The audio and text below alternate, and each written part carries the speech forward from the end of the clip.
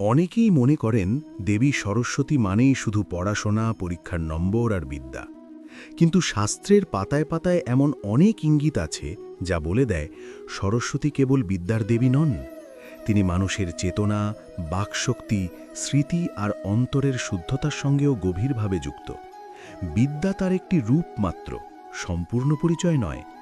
নমস্কার বন্ধুরা, আজ আমরা এমন এক প্রশ্ন নিয়ে কথা বলবো যা খুব কম মানুষই ভাবে। সরস্বতী কি সত্যিই শুধু বিদ্যার দেবী? বৈদিক সাহিত্যে সরস্বতীর পরিচয় প্রথমে কোনো দেবী মূর্তি হিসেবে নয়, বরং একটি প্রবাহ হিসেবে এসেছে। ঋগ্বেদে সরস্বতী ছিলেন একটি নদী, কিন্তু এই নদী কেবল জলের নয়, চেতনার। বলা হয়েছে তিনি মানুষের বুদ্ধিকে প্রবাহিত করেন, চিন্তাকে শুদ্ধ করেন। এখান থেকেই বোঝা যায় সরস্বতী মানে স্থবির জ্ঞান নয়, প্রবাহমান বোধ। পরবর্তী সময়ে পুরাণে সরস্বতী দেবী রূপে প্রকাশিত হন। তার হাতে বীণা, বই আর জপমালা দেখা যায়। এই তিনটি জিনিস একসঙ্গে ইঙ্গিত দেয় শুধু বই পড়লেই বিদ্যা হয় না, সুরের মতো ভারসাম্য লাগে আর জপের মতো একাগ্রতা লাগে। তাই সরস্বতী বিদ্যার দেবী হলেও তিনি একাগ্রতার দেবীও। সরস্বতীর সঙ্গে বাকশক্তির গভীর সম্পর্ক আছে। শাস্ত্রে তাকে বলা হয়েছে বাক দেবী। মানুষের মুখ দিয়ে যে শব্দ বেরোয় তা যদি অসংযত হয়, বিদ্যা সেখানে স্থায়ী হতে পারে না। এই কারণেই বলা হয়, যার কথায় সত্য নেই, সংযম নেই, তার ওপর সরস্বতীর কৃপা স্থায়ী হয় না। আরেকটি গুরুত্বপূর্ণ বিষয় হলো স্মৃতি। পড়াশোনা করেও অনেকে মনে রাখতে পারে না, আবার অল্প পড়েও কেউ কেউ গভীরভাবে বোঝে। শাস্ত্র বলে সরস্বতী স্মৃতির অধিষ্ঠাত্রী দেবী। তাই বিদ্যা শুধু বইয়ের পাতা নয়, অন্তরে ধারণ করার ক্ষমতাও তার আশীর্বাদ। সরস্বতী সাদা বস্ত্র পরিহিতা। এই সাদা রং শুধু পবিত্রতার নয়, বৈরাগ্যেরও প্রতীক। বিদ্যা যদি অহংকার বাড়ায়, তবে তা সরস্বতীর বিদ্যা নয়। যে বিদ্যা মানুষকে নম্র করে, সেটাই সরস্বতীর কৃপা। এই কারণেই দেখা যায় অনেক সময় অত্যন্ত মেধাবী মানুষ পথভ্রষ্ট হয়, আবার সাধারণ মানুষ গভীর জ্ঞানী হয়ে ওঠে। শাস্ত্র বলে সরস্বতী বিদ্যা দেন কেবল বুদ্ধিকে, তিনি বিচারবোধ দেন হৃদয়কেও। সরস্বতী তাই শুধু পরীক্ষার দেবী নন, তিনি মানুষের চিন্তা, কথা ও চেতনার শুদ্ধতার দেবী। বিদ্যা তার একটি রূপ, কিন্তু তার পূর্ণ পরিচয় আরও অনেক গভীর। দেবীর বাহন হিসেবে হাঁসের উপস্থিতি কোনো কাকতালীয় বিষয় নয়। শাস্ত্র ও প্রতীকের ভাষায় হাঁস এক গভীর অর্থ বহন করে, যা সরস্বতীর তত্ত্বের সঙ্গে সরাসরি যুক্ত। বাহন মানে শুধু যাতায়াতের মাধ্যম নয়, বাহন হলো সেই গুণ বা চেতনা যার ওপর ভর করে দেবীর শক্তি প্রকাশ পায়। প্রাচীন শাস্ত্রে হাঁসকে বলা হয়েছে হংস। এই হংস শব্দের মধ্যেই একটি গভীর আধ্যাত্মিক তত্ত্ব লুকিয়ে আছে।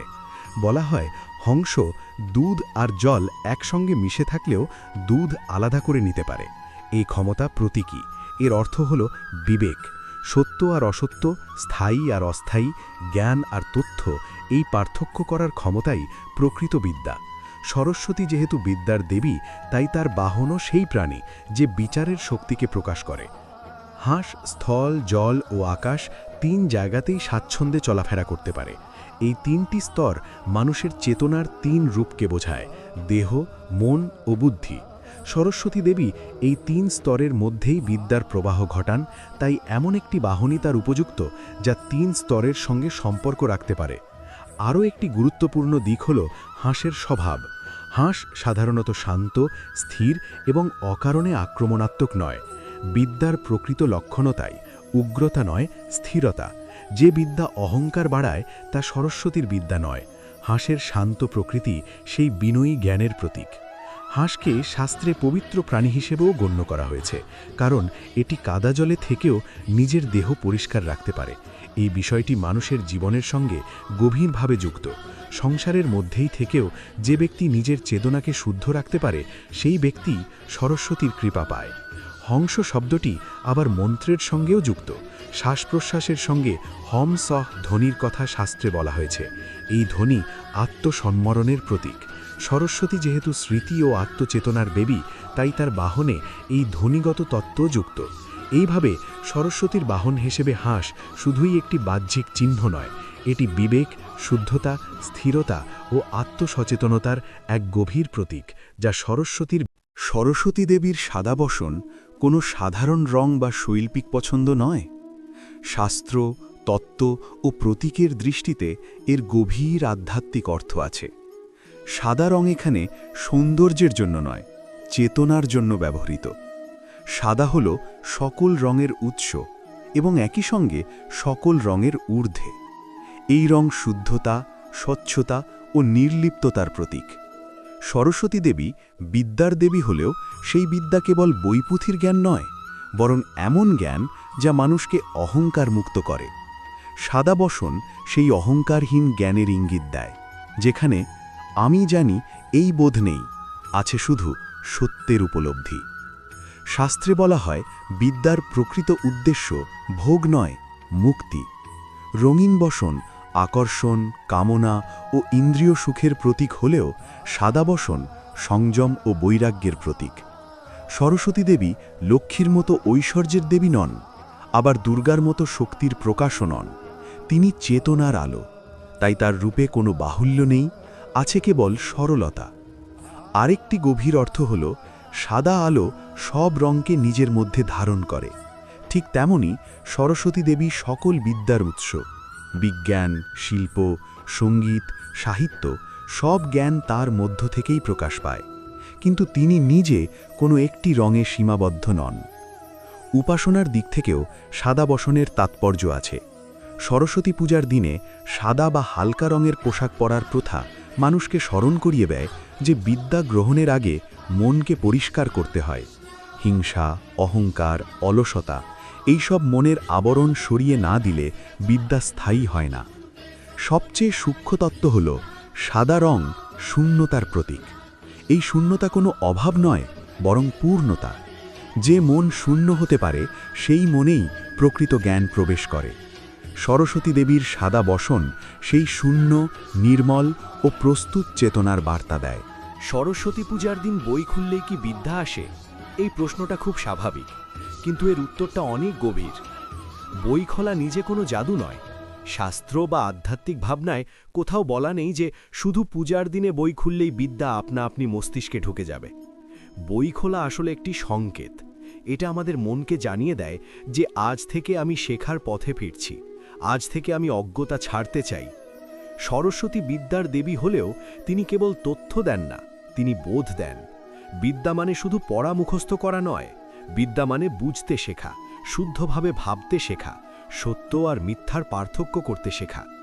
এই কারণেই পূজার দিনে বই খোলা হলো এক ধরনের প্রতিজ্ঞা, আমি জ্ঞানকে সম্মান করছি। আর একটা গুরুত্বপূর্ণ কথা হলো বিদ্যা আসে মন প্রস্তুত হলে। যদি মন অহংকারে ভরা থাকে, যদি শেখার ইচ্ছা না থাকে, তাহলে হাজারবার বই খুললেও বিদ্যা আসে না। আবার যার মনে বিনয় আছে, কৌতূহল আছে, অধ্যবসায় আছে, তার কাছে প্রতিদিনই সরস্বতী পূজা। পুরাণে সরস্বতীকে দেখা যায় শান্ত, নির্মল রূপে। তার অর্থ অস্থির, অশুদ্ধ মন বিদ্যার আধার হতে পারে না। তাই পূজার দিনে বই খোলা তখনই অর্থবহ যখন তার পরের দিনগুলোতে অধ্যবসায় থাকে। একদিনের আচার নয়, ধারাবাহিক সাধনাই বিদ্যার পথ। সবচেয়ে গভীর অর্থে বই খোলা মানে নিজের অন্তর খুলে দেওয়া। আমি জানি না, এই স্বীকারোক্তিই বিদ্যার প্রথম দরজা। যে মানুষ আমি সব জানি, তার কাছ থেকে বিদ্যা দূরে সরে যায়। আর যে মানুষ শেখার জন্য নিজেকে ফাঁকা করে, তার কাছেই সরস্বতী বাস করেন। তাই সরস্বতী পূজার দিন বই খোলা একেবারে বৃথা নয়, কিন্তু একে শেষ লক্ষ্য ভাবলে ভুল হবে। এটি হলো শুরু করার একটি সুন্দর মুহূর্ত, যেখান থেকে সত্যিকারের বিদ্যার যাত্রা শুরু হয়। শাস্ত্র ও আধ্যাত্মিক ব্যাখ্যায় বলা হয় সরস্বতী সেই জায়গায় থাকেন যেখানে শুদ্ধতা, বিনয় ও বোধের স্থান আছে। তাই কিছু মানুষের ওপর তার কৃপা স্বাভাবিকভাবেই প্রকাশ পায় না। যে মানুষ শেখাকে শুধু চাকরি, নম্বর বা বাহ্যিক সাফল্যের মাধ্যম হিসেবে দেখে, জ্ঞানকে অন্তরের উন্নতির পথ হিসেবে নয়, তার কাছে বিদ্যা গভীর হয় না। তথ্য থাকে কিন্তু বোধ জন্মায় না। সরস্বতীর কৃপা সেখানে স্থায়ী হয় না। যে মানুষ অহংকারে ভরা, আমি সব জানি, আমার শেখার আর কিছু নেই, এই ভাবনাই বিদ্যার সবচেয়ে বড় বাধা। শাস্ত্রে বলা হয় অহংকার বিদ্যার বিপরীত। যেখানে অহংকার বসে সেখানে সরস্বতী নীরবে সরে যান। যে মানুষ অসত্যকে জেনে শুনে আশ্রয় করে, বিদ্যা ব্যবহার করে প্রতারণা, হিংসা বা অন্যায়ের জন্য, তার উপর সরস্বতীর কৃপা থাকে না। কারণ বিদ্যা শক্তি, আর শক্তি যখন অশুদ্ধ হাতে যায় তখন তা ধ্বংস ডেকে আনে। যে মানুষ গুরু, শিক্ষক, পিতামাতা বা জ্ঞানদাতাদের প্রতি অশ্রদ্ধাশীল, তার বিদ্যা ফল দেয় না। সরস্বতী কেবল বইয়ের মধ্যে নন, তিনি সম্পর্কের মধ্যেও বাস করেন। যেখানে কৃতজ্ঞতা নেই সেখানে বিদ্যা স্থায়ী হয় না। যে মানুষ অলস, অধ্যবসায়হীন এবং দায়িত্ব এড়িয়ে চলে, সে বিদ্যা চাইলেও তা ধরে রাখতে পারে না। সরস্বতী কৃপা দেন, কিন্তু সেই কৃপা ধরে রাখার জন্য সাধনা দরকার। বিনা প্রচেষ্টায় বিদ্যা বসবাস করে না। সবচেয়ে সূক্ষ্ম কথা হল, যে মানুষ মনকে অশান্ত, কলুষিত ও নিয়ন্ত্রণহীন রাখে, তার ভিতরে বিদ্যার আলো স্থির হতে পারে না। যেমন নোংরা আয়নায় পরিষ্কার প্রতিবিম্ব পড়ে না, তেমনি অশুদ্ধ মনে শুদ্ধ বিদ্যা স্থায়ী হয় না। এই কারণে সরস্বতী কাউকে ত্যাগ করেন না। মানুষই নিজের আচরণ ও মানসিকতার মাধ্যমে বিদ্যার দরজা বন্ধ করে দেয়। যেখানে বিনয়, সততা, অধ্যবসায় ও অন্তরের পবিত্রতা আছে, সেখানেই সরস্বতীর কৃপা স্বাভাবিকভাবেই। সরস্বতী পূজা কি শুধু ছাত্রদের জন্য? এই ধারণাটা খুব প্রচলিত, কিন্তু একেবারেই অসম্পূর্ণ। বাহ্যিকভাবে দেখলে মনে হয় এই পূজা বুঝি কেবল পড়াশোনা করা ছাত্রছাত্রীদের জন্যই, কিন্তু আধ্যাত্মিক অর্থে সরস্বতী পূজা সবার জন্য। কারণ বিদ্যা শুধু বইয়ের জ্ঞান নয়, বিদ্যা হল জীবন বোঝার ক্ষমতা। সরস্বতী হলেন চেতনার দেবী। তিনি ভাষা দেন ভাবনাকে, বোধ দেন জ্ঞানকে, শুদ্ধতা দেন চিন্তাকে। একজন কৃষক যেমন প্রকৃতিকে বোঝার বিদ্যা রাখেন, একজন শিল্পী যেমন রূপ বোঝেন, একজন মা যেমন নিঃস্বার্থ ভালোবাসা বোঝেন, এই সবই বিদ্যার রূপ। তাই সরস্বতী পূজা কোনো বয়স বা পেশার মধ্যে সীমাবদ্ধ নয়। পূজার আসল উদ্দেশ্য বইয়ে হাত দেওয়া বা ফুল দেওয়া নয়।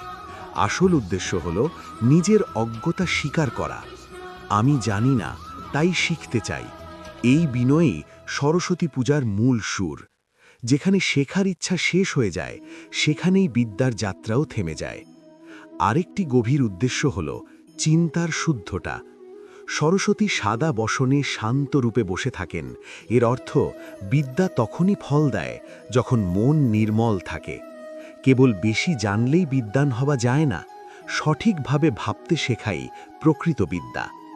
সরস্বতী পূজা আমাদের মনে করিয়ে দেয় যে জ্ঞানকে কখনো অহংকারের অস্ত্র বানানো যাবে না। বিদ্যা যদি মানবিকতা, সত্য ও করুণার সঙ্গে যুক্ত না হয়, তবে তা মানুষকে আলোকিত না করে বিভ্রান্ত করে। এই কারণেই সরস্বতীর পাশে লক্ষ্মী নন, বীণা, যাতে বোঝা যায় বিদ্যা আগে সুর, পরে সাফল্য। সবচেয়ে গুরুত্বপূর্ণ কথা হল, সরস্বতী পূজা একদিনের আচার নয়, এটি এক জীবনের সাধনা। যে মানুষ প্রতিদিন নিজের চিন্তা, ভাষা ও আচরণকে শুদ্ধ করার চেষ্টা করে, তার জীবনই এক চলমান সরস্বতী পূজা।